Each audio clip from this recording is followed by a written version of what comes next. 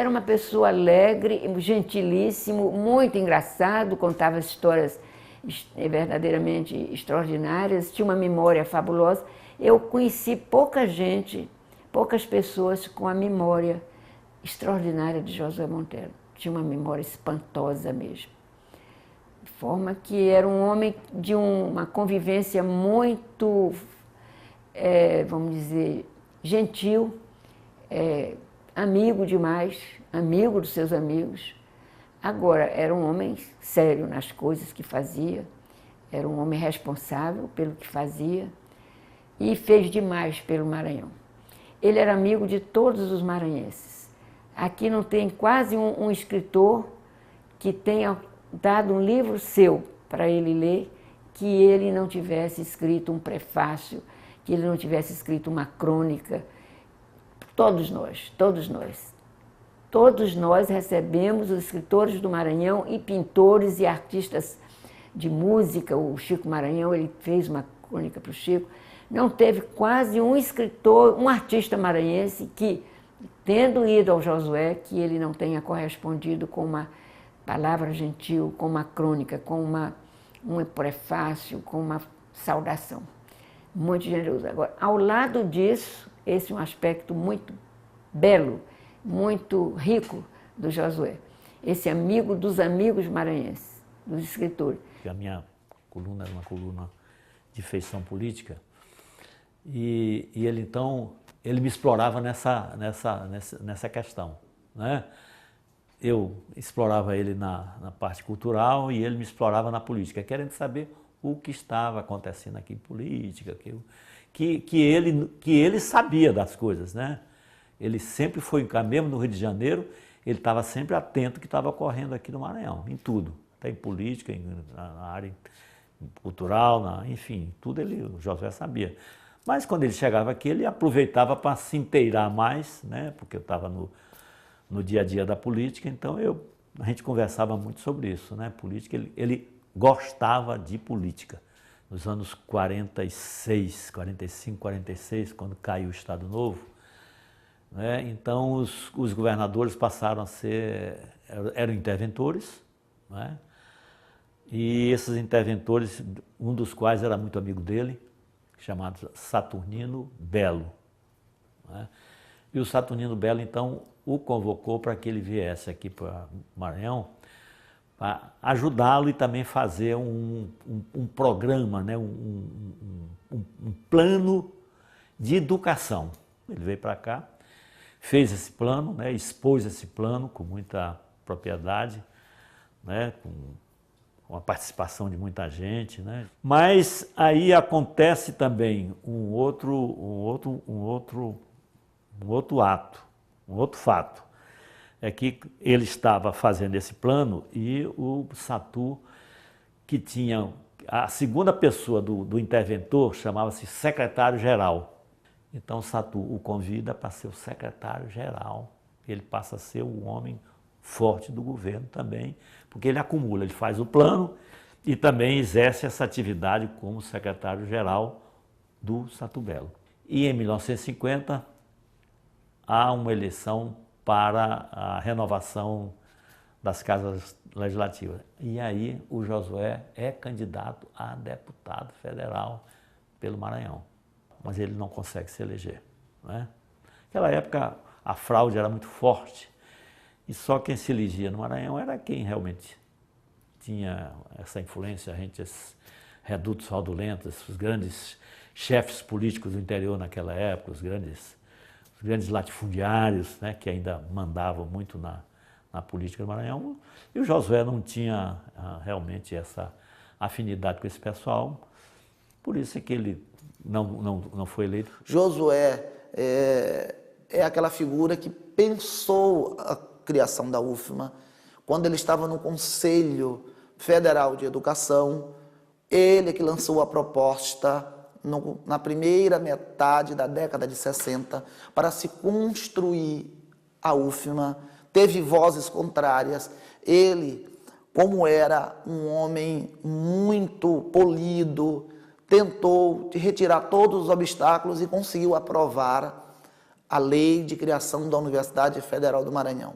Uma das funções que Josué Montello exerceu foi de reitor pro-tempore da Universidade Federal do Maranhão, nos anos de 1972 e 1973. Ele assumiu a gestão da UFMA em decorrência de problemas políticos na instituição. Houve um problema que terminou o mandato do reitor, do padre Ribamar Carvalho, que era o reitor da universidade, e surge um imbróglio aí, né? Surge, né, alguns problemas, alguns choques dentro da universidade para saber quem seria o sucessor do Ribamar Carvalho, porque naquela época o Brasil já estava vivendo de novo no regime ditatorial, já era a Revolução de 64 que estava vindo, quer dizer, os processos eletivos, processos de escolha de reitores também tinham mudado, né? Foi feita uma nova legislação estabelecendo que teria que ser feita uma lista sêxtupla e era encaminhada então ao presidente da República em Brasília, que é quem batia o martelo e dizia quem seria o reitor aqui do Maranhão. Então, diante desse quadro, que estava um quadro meio explosivo, com muitos desentendimentos dentro da universidade, né, sem se encontrar um denominador comum, algo que apontasse um candidato que fosse consensual, e aí porque as tensões estavam muito fortes, né, os grupos que queriam indicar o reitor se digladiavam muito, então foi preciso que realmente chegasse uma pessoa que pairasse acima do bem e do mal. Mas o incêndio apagou muito dos registros históricos sobre a gestão do escritor na UFMA. Boa parte da documentação encontrada em atas do Conselho e resoluções foi destruída. É o prédio da reitoria da Universidade Federal do Maranhão. Prédio restaurado por mim quando reitor, com uma história que ainda vou contar, porque é muito importante.